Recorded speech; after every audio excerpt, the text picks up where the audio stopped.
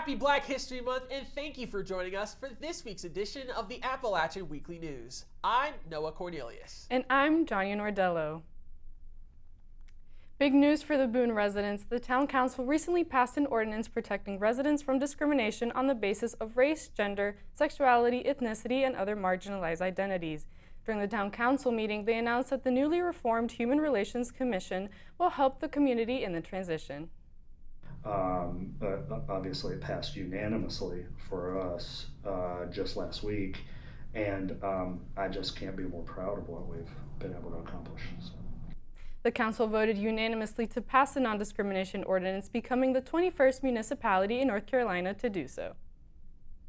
The queer community's impact on Boone has been growing as members push for equality and inclusive spaces around the high country. This could be seen in full force at the most recent Boone Winters Farmers Market. Our correspondent Josh Hemphill was at the event to discover why it means so much to the LGBTQ+ community. Season is here, and that means that the Winters Farmers Market is also in full swing. I talked to a few special guests on a special day. My name is Meredith Sigler. I'm an AmeriCorps with Blue Ridge Women in Agriculture. I work with the farmers markets, the Boone Winter Farmers Market and the King Street Market. We have a queer day today. We're kind of highlighting the Appalachian queer culture and influential people in the area. We like to kind of keep the markets inclusive, just be inclusive in our area and space. If you've been in Boone for a while, you might have noticed some familiar faces. We have the Boone Barbies here today, and we just like to keep voices amplified at our markets as well, and just kind of, make everybody feel cool and comfortable. The event encouraged people of all kinds to come out and enjoy the food and the festivities. I guess, just because we want people to know that we are a safe space to be for all types of people and all kinds of backgrounds and everything. It's just nice to know that our local farmers and local producers are also kind of on the same page as us. It kind of keeps us all like a community and everything like that. From Appalachian Weekly News, this is Joshua Hemphill. Lights, camera, action. The annual Boondocks Film Festival will be held at 2 p.m. on February 25th at the Appalachian Theater. The day-long festival will feature short-form documentary films that will focus on or are from the Appalachian region. The documentaries will range from 4 to 24 minutes in duration. 2 awards will be announced at the end of the festival: the Audience Award for $200 and the Jury Award for $300.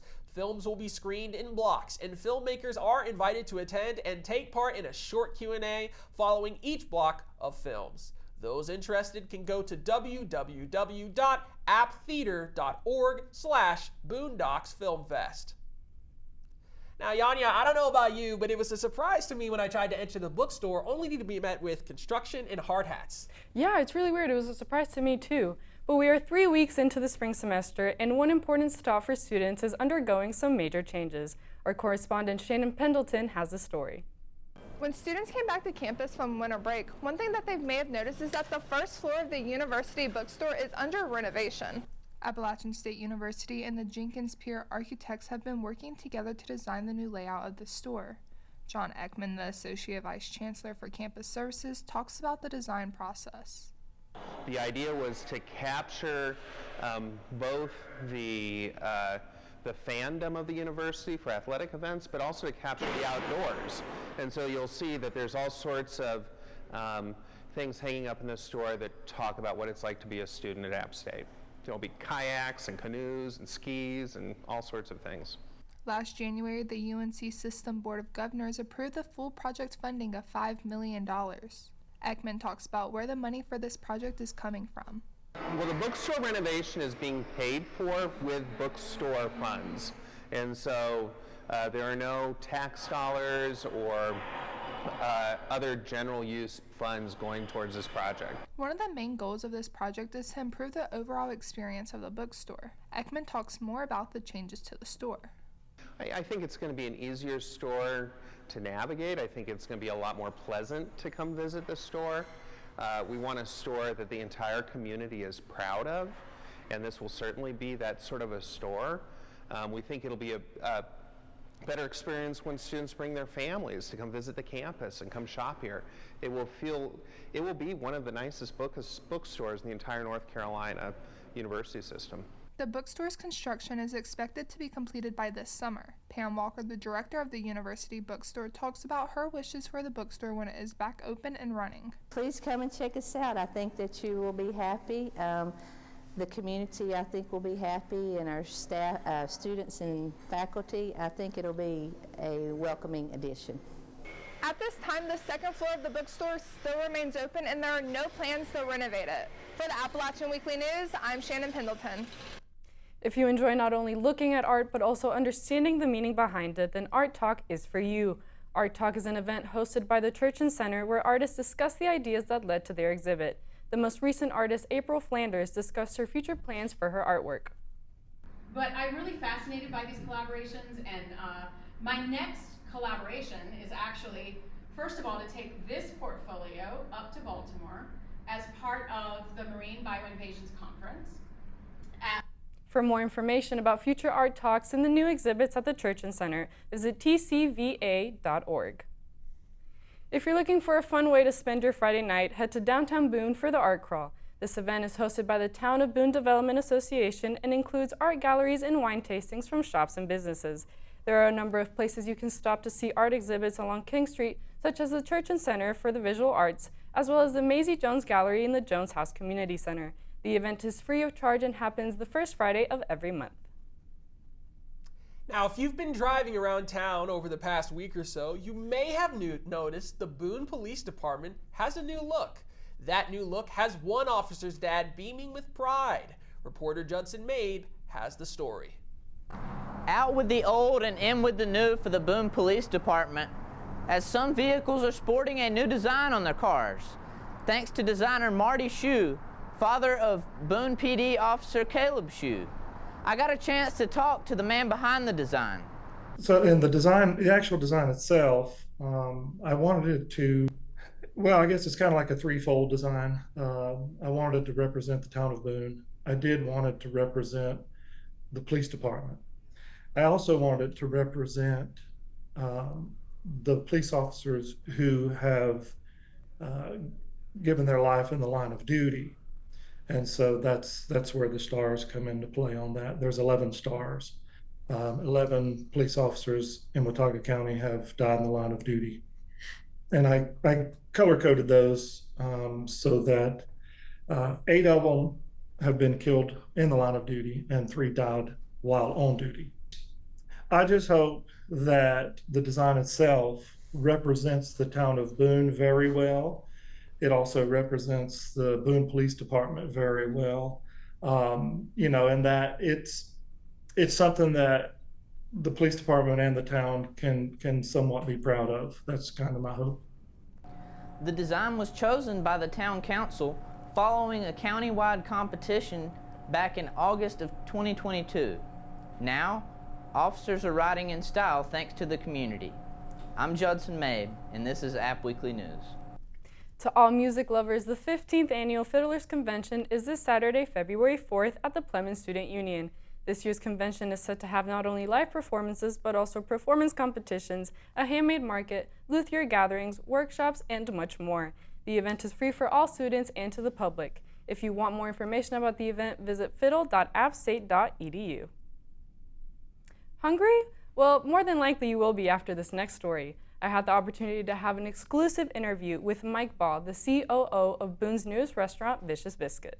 My name is Michael Ball. I'm the Chief Operations Officer for Vicious Biscuit. We turned 4 in December as a company, and so we're a wonderful work in progress. Vicious Biscuit is a Charleston-based brunch restaurant with 7 locations across North Carolina, South Carolina, and Florida. We're trying to redefine brunch, kind of put the energy back into brunch and not make it such a we got a 3-hour wait and all this, and so it's a fast casual concept. We've got fresh squeezed OJ, Bloody Marys, mimosas. We specialize in these large cat head style biscuits. We build them into beautiful just plate concoctions and biscuit sandwiches with every type of variety to please every palate. Apart from having an extensive menu, every restaurant offers a homemade jam and butter bar. But one of the big questions on people's minds is why choose Boone to open a new restaurant? We get a lot of brand recognition globally from these great towns like Boone, and we're a southeastern concept, and so we're going to look at southeastern schools, along Georgia, Florida, North Carolina, Tennessee, and then branch outward. We just started franchising, and so yeah, we're going to see where it takes us, but we just get a lot of great exposure in college towns. One of the most popular dishes includes a plate with eggs, home fries, bacon, and a biscuit. But if savory isn't your style, beignets are equally as delicious. With many options, it's no surprise opening week has been a busy time. Opening week has been, it's been wonderful. Just really could not have imagined being more welcomed by a town. The student body definitely represented on day one. Yeah, we're just going to take each day. It's been an amazing first week. We could not be more excited about what we've seen out of Boone so far. On Monday, the Black in Appalachia organization held an event in the Plemons Student Union where they discussed their organization and their recent advancement of their technology to discover the lineage and heritage of Black Appalachians. Director William Isom II was at the event along with Dr. Nkechi Elamine, co-host of the Black in Appalachia podcast. And that's a particular narrative of Appalachia that when we study Black places and Black people's experiences, it sort of turns it on its head, right? And we can kind of, again, get a more fuller, thorough understanding of this region. Even when the story is bad, it's important to know it, right? To learn more about Black in Appalachia, you can visit blackinappalachia.org.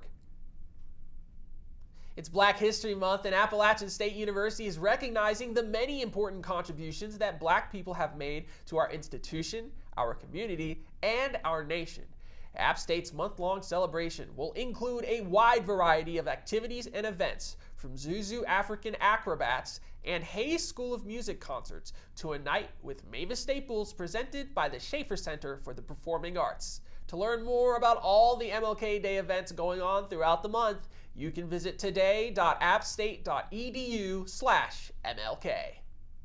With Black History Month starting February 1st, it is important to remember the leaders who have helped us get to where we are today. Appalachian State hosted an MLK Leadership Workshop and dinner, which our reporter Jalen Sturdivant attended and has the story. As Black History Month begins, so does the commemoration of the late Dr. Martin Luther King.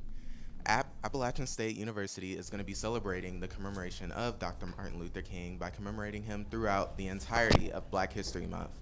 They have a whole slew of events planned and prepared for this month of February. Let's learn more as I got to speak with a facilitator of this event known as Lamont Sellers. I'm Lamont Sellers, Director of Intercultural Student Affairs here at App State.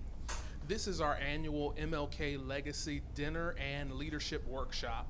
It's a partnership between the Intercultural Student Affairs Office as well as the Center for Community Engaged Leadership. We partnered with this last year, and this year we brought it back in order to be able to have conversations about MLK's leadership style and how students can begin to integrate that into their own leadership style. We have had conversations around the beloved community, as well as understanding the world as being our neighbors, and being able to figure out how we can go about making change on an individual level all the way up to societal levels. This evening is the dinner, which is my favorite part, which includes MLK's favorite meal, which consisted of fried chicken, collard greens, candied yams, pecan pie, as well as green beans. Pie was cool. Part of this event is to acknowledge that, he was a real human being who just wanted to eat and have a good time with his friends, with his co-workers, outside of the activism that we know him for, whether he was on marches or whether he was giving impassioned speeches, he still had to feed his body. MLK Workshop, definitely important for the community to learn leadership styles through the lens of a civil rights activist such as MLK, but also these events will be going on through February. Be sure to check Engage Weekly. This is your field correspondent, Jalen Sturdivant speaking. I'm Ben Gosey, and coming up in sports, we have a disheartening night for men's basketball, a look into women's track domination, wrestling continues to roll in the SoCon, and a look at local snowboarders coming up next.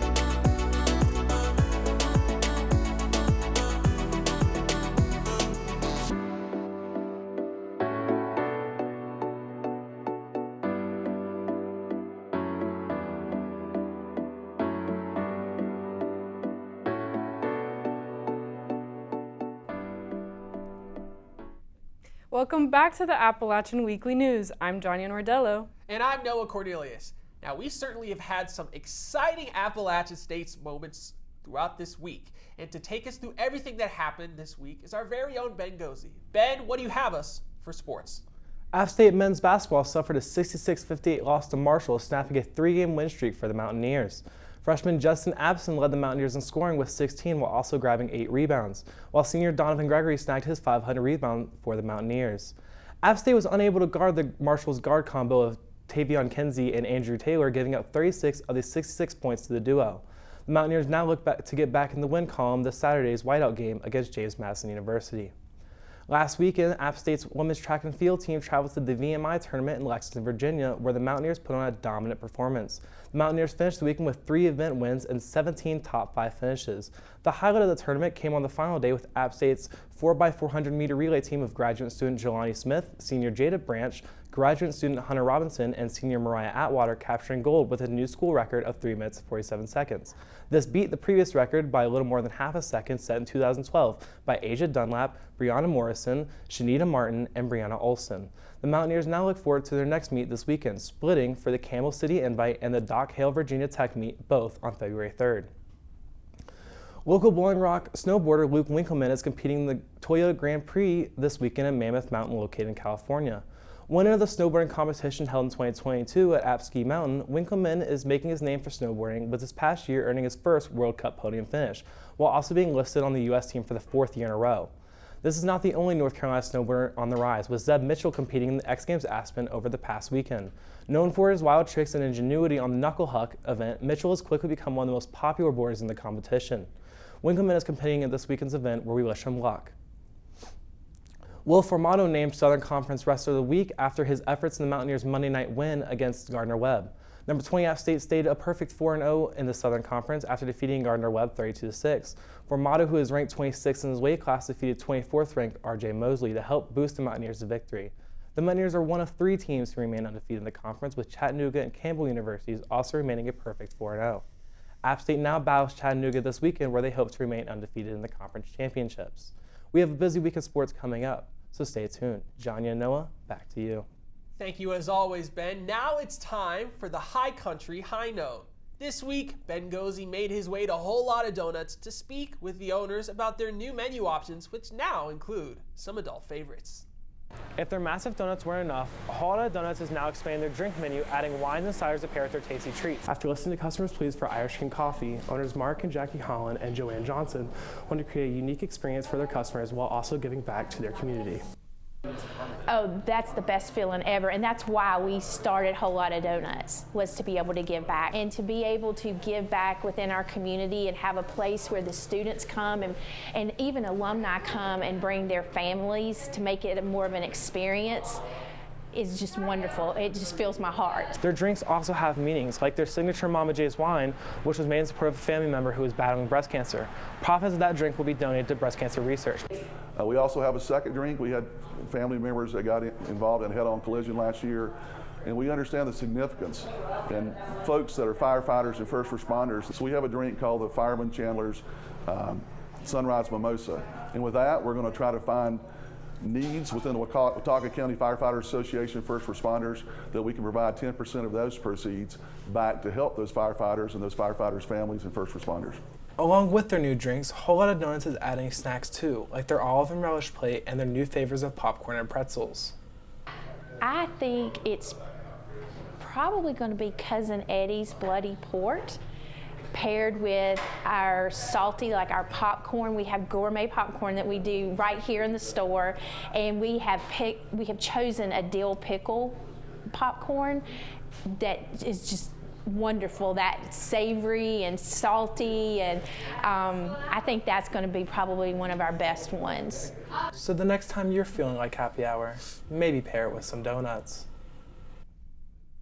Well, that'll do it for us on this week's edition of the Appalachian Weekly News. Make sure to tune in next Friday at 12 p.m. Eastern Standard Time. But in the meantime, follow our Instagram page at App Weekly News. I'm Yannia Nordelo. And I'm Noah Cornelius. Thank you again for watching, and have a great rest of your week.